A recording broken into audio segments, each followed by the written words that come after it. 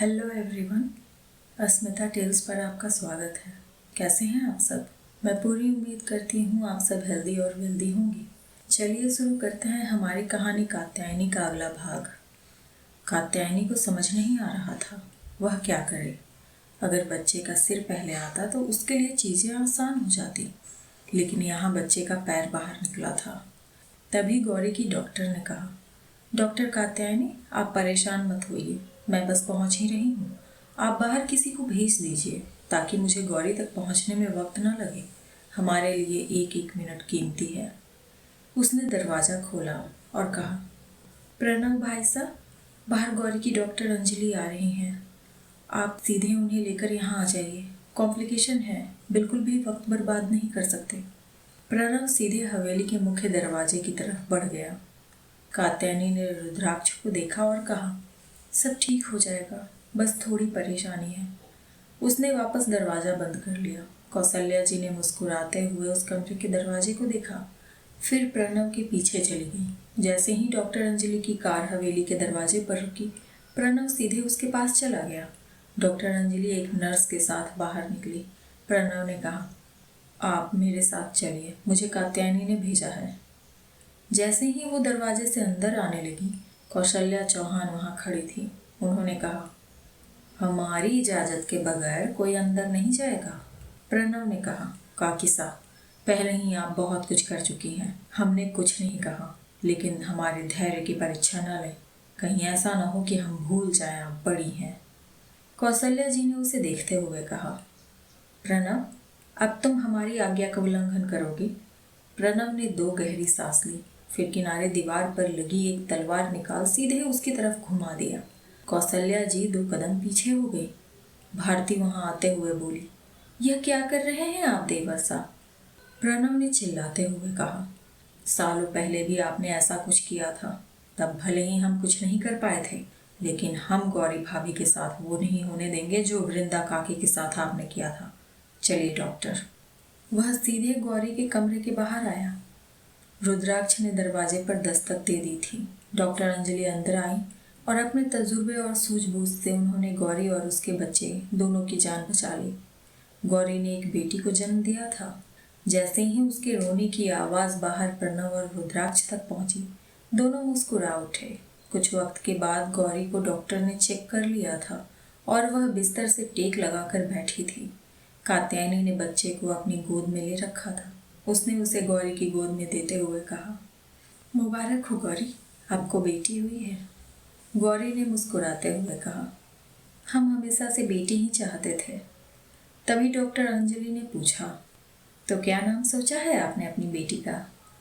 गौरी ने कात्यायनी को देखते हुए कहा, हमने सोचा था हमारे बच्चे का नाम शिवम रखेंगे, लेकिन अब हम चाहते हैं कि हमारे बच्चे का नाम आप चुनें भाभी साहब। कात्यायनी ने बच्चे के सिर को सहलाते हुए कहा, हम चाहते हैं कि ये आपकी ज़िंदगी में सिर्फ खुशियाँ लाए और इसकी ज़िंदगी में भी हमेशा खुशियाँ भरी रहे। ये हमेशा हंसती मुस्कुराती रहे। इसका नाम हम हर्षिता रख सकते हैं। गौरी ने बच्ची को देखते हुए कहा, हमें नाम पसंद आया भाभी साहब, इसका नाम हर्षिता ही होगा। कात्यायनी बाहर आई और रुद्राक्ष से लिपटते हुए बोली, कुंवर साहब, आप मामा बन गए हैं। आपको बड़ी ही प्यारी सी भांजी हुई है। फिर प्रणव को देखते हुए बोली, भाई साहब, चाचू बनने के लिए बहुत बहुत मुबारक। प्रणव ने उसके सिर पर हाथ फेरते हुए कहा, तुम्हें भी। भाभी और बच्ची कैसी हैं? कात्यायनी ने कहा, बिल्कुल ठीक है, लेकिन फिर भी हम उन्हें अस्पताल शिफ्ट करने के बारे में सोच रहे हैं। प्रणव ने बताया, बाहर एम्बुलेंस आ चुकी है, हम उन्हें बुलाकर लेकर आते हैं। एम्बुलेंस वाले स्ट्रेचर लेकर अंदर आने लगे तो कौशल्या जी ने रोकते हुए कहा, जब तक उन कागजातों पर साइन नहीं होते, गौरी यहाँ से कहीं नहीं जाएगी। रुद्राक्ष गौरी के पास चला आया और कात्यायनी बाहर गई और बोली, कौशल्या चौहान, आप नहीं चाहेंगी कि हम पुलिस बुलाकर आपको हथकड़ी पहनवा कर उसके बाद गौरी को लेकर जाएं? कौशल्या चौहान बोली, कुछ दिन बाहर क्या रही, भूल गई इस घर में अपनी जगह? नौकरानी है तो हमारे सामने सिर उठाने की हिमाकत कर रही है। हम तुम्हारी मालकिन। कात्यायनी ने बीच में ही कहा, कुछ नहीं है आप मेरी, ना ही इस घर से कोई रिश्ता है।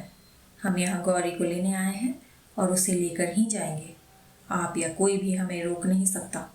उसने दीवार पर लगी वो तलवार निकाल ली जो प्रणव ने ली थी। आज हमारे बर्दाश्त करने की हर सीमा लांघ दी है। अगर आप नहीं चाहती आपका भी मैं वही हाल करूं जो हमारी माँ का आपने किया था, तो दूर रहिए हमसे और गौरी से। वह गौरी को लेकर अस्पताल के लिए निकल गई, साथ में प्रणव भी। चंद्रप्रभा जी वहां आई और पूछी, हम एक बार गौरी को देखना चाहते हैं। कौशल्या चौहान ने कहा, शिवम उसे अस्पताल लेकर गया है। एम्बुलेंस आई थी उसे लेने। चलिए वहीं जाकर मिल लीजिएगा। चंद्रप्रभा जी को ये बात पसंद नहीं आई कि उन्हें बिना बताए इस तरह गौरी को अस्पताल भेज दिया गया है, लेकिन वो चुप रहीं। जैसे ही वो अस्पताल में गौरी के कमरे में गई, सामने देख हैरान रह गई। रुद्राक्ष गौरी की बेटी को अपनी गोद में ले सुला रहा था और कात्यायनी गौरी को खाना खिला रही थी। दोनों ने एक नज़र एक दूसरे को देखा, फिर जाकर उनके और गायत्री जी के पैर छू लिए। गायत्री जी मन में बोली, दोनों बिल्कुल सही सलामत हैं, तो फिर इतने वक्त से कहाँ थे? चंद्रप्रभा जी ने पूछा, आप वापस कब आए? कात्यायनी ने कहा, आज ही दादी सा। गायत्री जी ने धीमी आवाज में पूछा, आप इतने दिन से कहाँ थी? कात्यायनी ने मुस्कुराते हुए जवाब दिया, कुंवरसा का इलाज करवा रहे थे। वो दोनों एक दूसरे को देखने लगी। ये बहाना तो उन्होंने इसलिए दिया था ताकि कोई सवाल न करे, लेकिन वो ऐसा क्यों कह रही थी? चंद्रप्रभा जी ने रूम में नजरें घुमाते हुए कहा, जवाई सा नजर नहीं आ रहे। कौशल्या जी ने कहा, अभी अभी पिता बना है, 1000 काम होंगे, दवा लेने गया होगा। गायत्री जी ने पूछा, अगर गौरी को अस्पताल लेकर आना ही था तो पहले आपने मना क्यों किया? गौरी ने कहा, अस्पताल हमें शिवम लेकर नहीं आए हैं दादी साहब, वो तो। कात्यायनी बीच में बोल पड़ी, प्रणव भाई सा लेकर आए हैं। गौरी को याद आया, कात्यायनी ने उसे सबको उसकी सच्चाई बताने से मना किया था।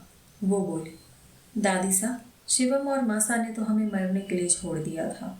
वो तो प्रणव भाई सा और कात्यायनी भाभी सा की वजह से हम आपके सामने जिंदा खड़े हैं। चंद्रप्रभा जी और गायत्री जी उसे देखने लगी। उसे कैसे पता था कि गौरी कहाँ है और किस परेशानी में है? कौशल्या जी ने कहा, झूठ क्यों बोल रही हो बिंदनी? वहाँ पहले से डॉक्टर थे, इसलिए हम बाहर रहे। प्रणव ने कमरे में आते हुए कहा, बस कीजिए काकी, और कितना झूठ बोलेंगी? आपको किसने बुलाया यहाँ? चले जाइए यहाँ से। कौशल्या जी गुस्से से वहाँ से चली गई। डॉक्टर ने गौरी को 2 दिन के लिए हॉस्पिटल में रहने की सलाह दी थी। चंद्रशेखर जी भी वहाँ पहुँच चुके थे। रुद्राक्ष और कात्यायनी को बिल्कुल सही सलामत देखकर कई सवाल उनके मन में थे। शाम को जैसे ही दोनों राठौर हवेली आए, चंद्रप्रभा जी ने उन पर सवालों की बौछार कर दी।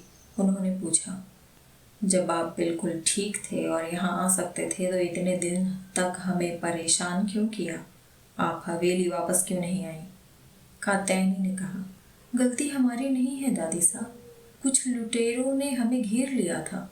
बड़ी मुश्किल से वहाँ से जान बचाकर हम दोनों जंगल में भाग गए और रास्ता भटक गए। बहुत वक्त के बाद हमें वहाँ एक वैद्य मिले, जिनके साथ हम उनके गांव चले गए। हमें तो कुछ भी समझ नहीं आ रहा था, वापस कैसे जाएं? तभी वैद्य जी ने इनकी हालत देखकर कहा वो इनका इलाज कर सकते हैं और हम उनके घर रह सकते हैं। इसलिए कुछ वक्त के लिए हम वहीं रह गए। इनकी हालत में सुधार देखकर हमने सोचा इलाज पूरा करवाकर ही बाहर जाने के बारे में सोचेंगे। फिर हमें उम्मीद थी आप हमें ढूंढते हुए वहाँ पहुँच ही जाएंगे। आप तो जानती हैं हम कभी बाहर अकेले नहीं निकले और हमें बाहर की दुनिया की कोई जानकारी नहीं है। जैसे ही वो ठीक हुए और हमें उस गांव से बीकानेर वापस आने का रास्ता मिला, हम यहाँ चले आए। गायत्री जी ने आंखें छोटी कर पूछा, अगर आप जो कह रही हैं वो सच है तो फिर आप वहाँ चौहान हवेली कैसे पहुँची? रुद्राक्ष जो उनकी नज़र में बिल्कुल ठीक हो चुका था, उसने जवाब दिया, हम बताते हैं बुआ साहब, हम बीकानेर पहुँचे ही थे। हमें बादल काका मिल गए। जब हम हवेली आ रहे थे तब उन्हें उनके आदमी ने गौरी के बारे में बताया और हम सीधे वहीं चले गए। बादल काका को शायद आपके ड्राइवर ने बताया होगा। चंद्रप्रभा जी ने कहा, अब आप जब सही सलामत हैं और ठीक हो चुके हैं तो हमें इस बात की बहुत खुशी है।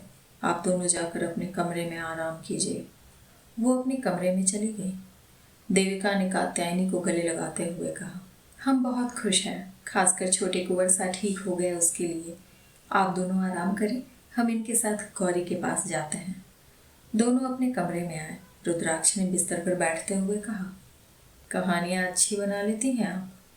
कात्यायनी मुस्कुराई, बहाने आप भी बहुत अच्छे बनाते हैं। हमें तो वक्त ही नहीं मिला था ये सोचने का कि यहाँ आकर क्या करेंगे। गौरी के कॉल के बाद जल्दबाजी में वहाँ पहुँच गए, फिर वहाँ इतनी परेशानी हो गई। रुद्राक्ष ने उसे अपने पास बिठाते हुए कहा, वो लोग सोच भी नहीं सकते कि उस सुनसान सड़क पर हुआ क्या था। दोनों याद करने लगे। उन आदमियों को हराने के बाद दोनों एक दूसरे को देख मुस्कुरा रहे थे जब उनके सिर पर किसी ने बंदूक तान दी। दोनों ने नजरें तिरछी कर पीछे देखा, फिर एक दूसरे को देख मुस्कुराए और पीछे मुड़े। कात्यायनी के पीछे शिवानी और रुद्राक्ष के पीछे अभय खड़ा था।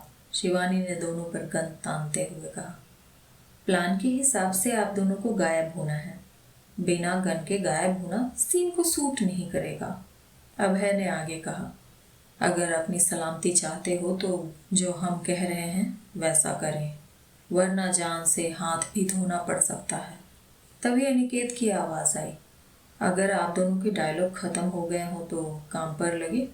इनके पूजनीय बाबा साहब के साथ भेजे आदमी कभी भी आते होंगे।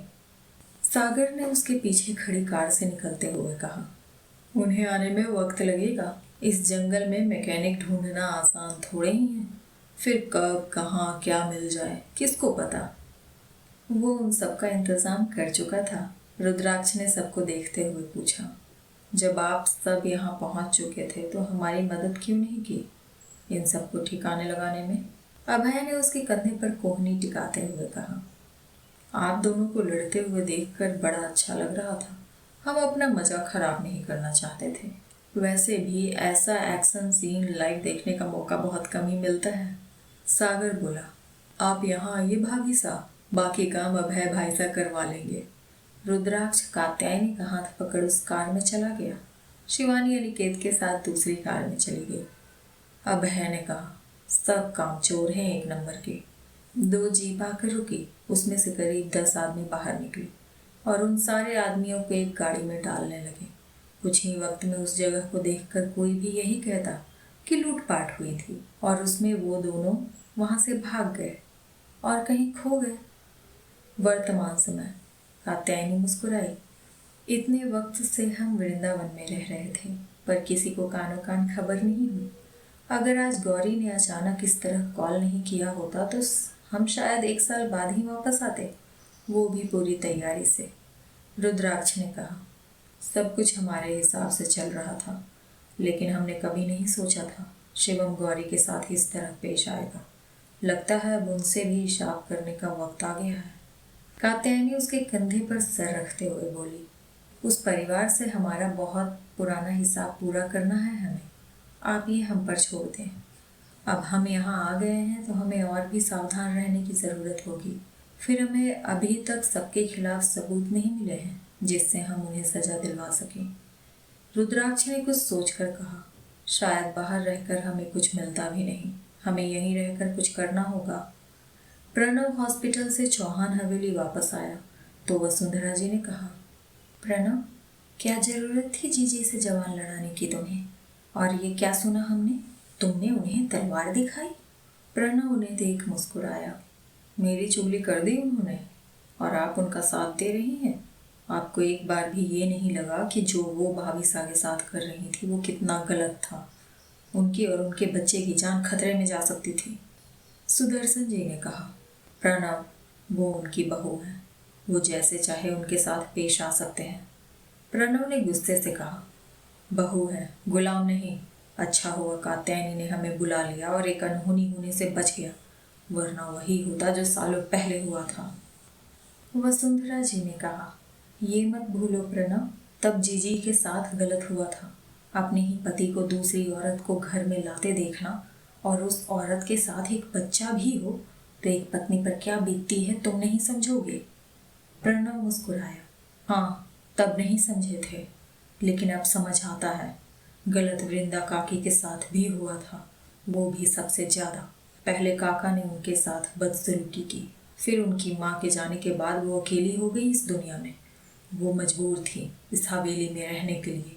ना जाने कितना कुछ सहा होगा ताकि उनकी बेटी के सिर पर छत हो, वो सुरक्षित रहे।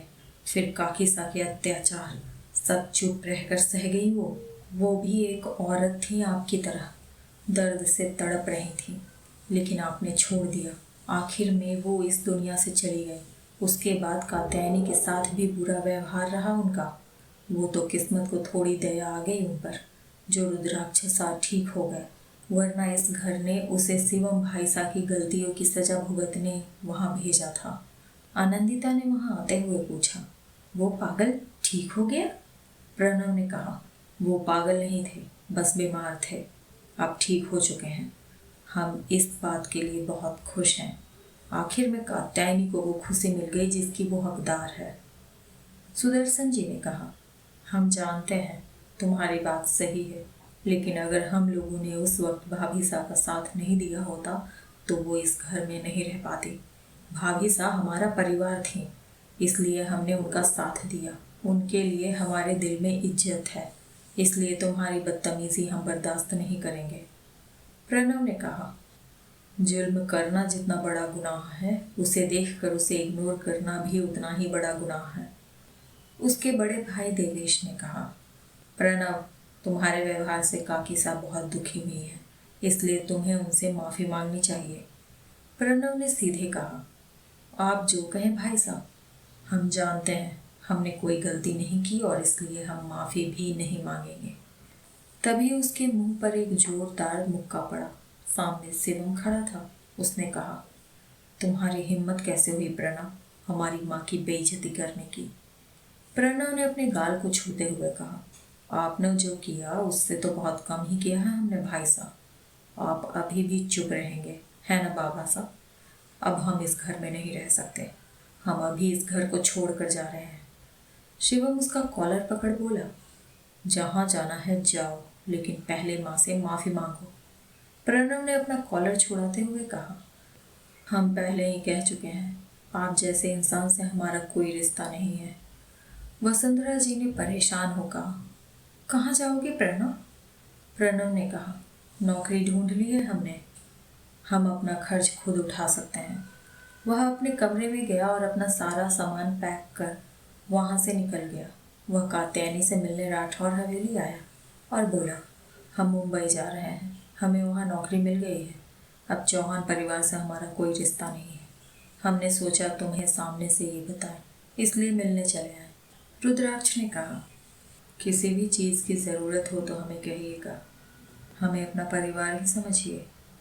प्रणव मुस्कुराया, हम खुश हैं कि आप ठीक हो गए हैं। अब हमें कात्यायनी की चिंता नहीं होगी। हमने कहा था ना कात्यायनी, हमें अपनी बहन के प्यार और परवाह पर पूरा भरोसा है। तुम इन्हें ठीक कर ही दोगी। कात्यायनी मुस्कुराई, आपका विश्वास जीत गया भाई साहब। हमसे बात करते रहिएगा, हमें आपकी चिंता रहेगी। गौरी 2 दिन के बाद राठौर हवेली वापस आई और उसने आते ही यह कह दिया कि वो शिवम से तलाक लेना चाहती है। गायत्री जी ने कहा, हमारे यहाँ बेटियाँ ब्याहने के बाद वापस नहीं आती और आपने तो उनसे खुद अपनी मर्जी से शादी की थी, इसलिए कुछ दिन यहाँ रहकर आराम करें, फिर अपने ससुराल वापस जाएं। गौरी ने कहा, हम इन सब बातों में नहीं मानते बुआ सा। हमें मरने के लिए छोड़ दिया गया था वहाँ, हम वापस नहीं जाएंगे। हमने तकलीफ सह ली, लेकिन हमारी बेटी हर्षिता ऐसा कुछ नहीं सहेगी। वंशिका ने आते हुए कहा, गौरी, आपने खुद उस तकलीफ को चुना था अपने लिए। अच्छा भला हमारे भाई से शादी हो रही थी, लेकिन आप भाग गई। गौरी ने जलती निगाहों से उसे देखा।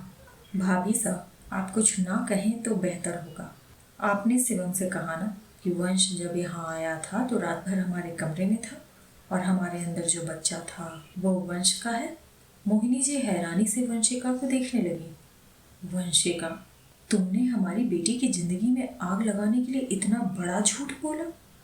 वंशिका ने कहा, हमने झूठ नहीं बोला मासा, ये सच है। वंश गौरी के कमरे में गया था। सब गौरी को देखने लगे।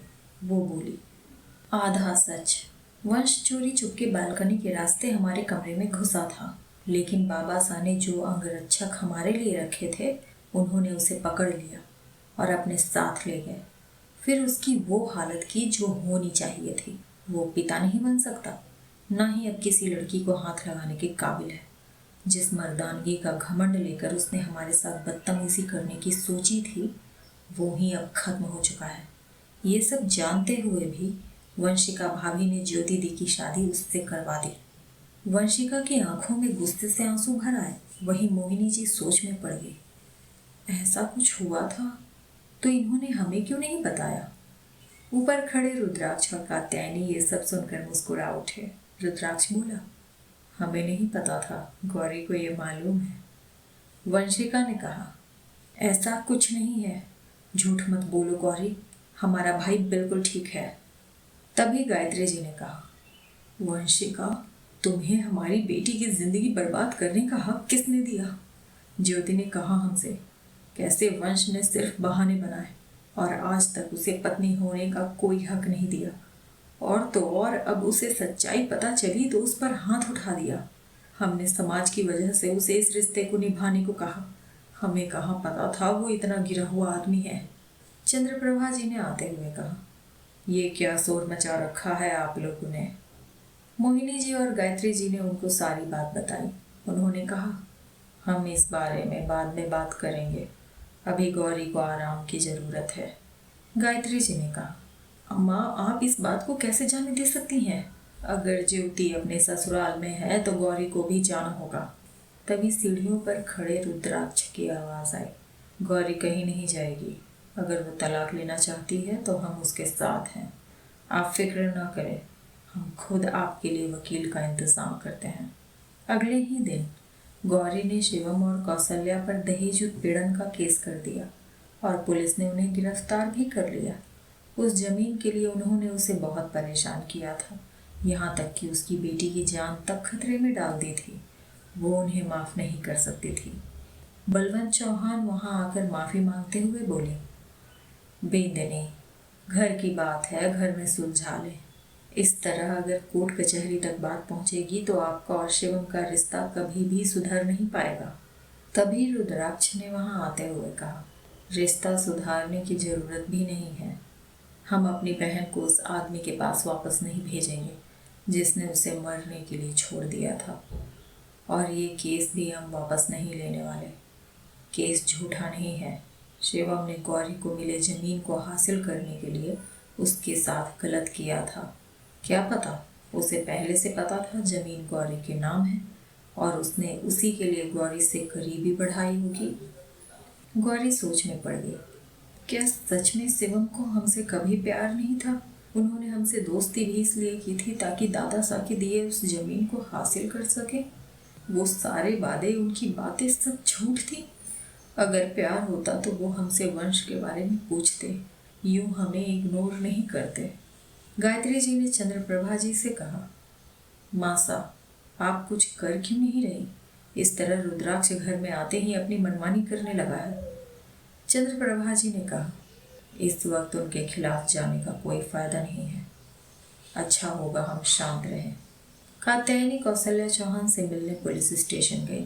उन्होंने कहा, गौरी से कहकर ये केस वापस ले लो कात्यायनी, वरना तुम्हें कभी पता नहीं चलेगा कि तुम्हारा भाई कहाँ है। कात्यायनी मुस्कुराई। आज खुद पर मुसीबत आई तो हमारे भाई की याद आ गई। फिक्र मत कीजिए कौशल्या चौहान, हमें हमारा भाई मिल चुका है। वो जहाँ भी है बिल्कुल ठीक है और खुश भी। अब आप अपने परिवार की बर्बादी की उल्टी गिनती शुरू कर दें, क्योंकि अब आपके किए कर आपके सामने हिसाब मांगने आने वाले हैं। वो मुस्कुराते हुए वहां से चली गई। आज उन्हें एहसास हुआ कि कात्यायनी कभी भी कमजोर नहीं थी। रुद्राक्ष रात को चोरी चुपके कात्यायनी को लेकर जयदीप जी के घर आया था। जैसे ही दोनों दरवाजे से अंदर गए, उन्हें सामने एक उम्र दराज इंसान नजर आए, जिन्होंने सफेद रंग का अंगरखा पहन रखा था। सिर पर लाल रंग का साफा था, हाथ में छड़ी थी, उनकी पीठ दिख रही थी। वो कात्यायनी के पैरों में बंधी पायल की आवाज सुन पीछे मुड़े। उनकी दाढ़ी पूरी तरीके से सफ़ेद हो चुकी थी। आंखों पर नज़र का चश्मा लगा था। वो मुस्कुराए। हुकुम साहब और हुक्मरानी साहब। रुद्राक्ष मुस्कुराकर बोला, जगत दादा साहब, आप बनारस से वापस कब आए? दोनों ने जाकर उनके पैर छुए। उन्होंने कात्यायनी को देख कहा, आपको देखकर बहुत खुशी हो रही है। आप बिल्कुल बड़ी कुंवर रानी साहब की परछाई हैं, बिल्कुल वही हाव भाव। कात्यायनी मुस्कुराई। ये बात जयदेव जी ने भी एक बार उससे कही थी कि वो रुद्राक्ष की माँ की याद दिलाती है। सब बैठे। जगत दादा साहब बोले, हमें बताया था जयदेव ने आपकी शादी के बारे में, लेकिन उस वक्त हम आ नहीं पाए। आप दोनों को एक साथ खुश देखकर हमें भी बहुत खुशी हो रही है। कात्यायनी ने पूछा, कुंवर साहब बता रहे थे कि आप ही वो इंसान हैं जो हमारे कई सवालों का जवाब दे सकते हैं। जगत दादा उसे देख मुस्कुराया। वो आगे बोली, हमें ऐसा लगता है कि दादी साही वो इंसान है जो रुद्राक्ष के खिलाफ साजिश कर रही हैं, लेकिन वो तो उनकी अपनी दादी हैं। ऐसा कैसे कर सकती हैं? जगत दादा बोले, आपके बारे में जो भी सुना था सही था। आपसे सच छिपाना इतना आसान नहीं है। हम आपके सभी सवालों के जवाब देंगे। हम उसी के लिए बनारस से आए हैं। शायद अब वो वक्त आ गया है जब सच सबके सामने हो। सबने एक दूसरे को देखा। वो बोले, हम हुकुम सा के वचन से बंधे थे। जब तक आप अपनी ज़िंदगी में अपना परिवार नहीं बना लेते, आपको आपकी सच्ची जीवन साथी नहीं मिल जाती, हम आपको कुछ न बताएं। जो जैसा दिख रहा है उससे बहुत अलग है, लोग भी, हालात भी। कौन सा सच है जो जगत दादा अब तक नहीं बता पाए थे? क्या कात्यायनी का शक सही है? जानने के लिए सुनते रहिए ये कहानी। थैंक यू सो मच इस वीडियो को यहाँ तक देखने के लिए। अगर आपको ये कहानी पसंद आ रही है तो इस वीडियो को लाइक कीजिए, कमेंट कीजिए, चैनल को सब्सक्राइब कर शेयर कीजिए। मैं मिलती हूँ इस कहानी के अगले भाग के साथ बहुत जल्द। तब तक के लिए take care and bye bye.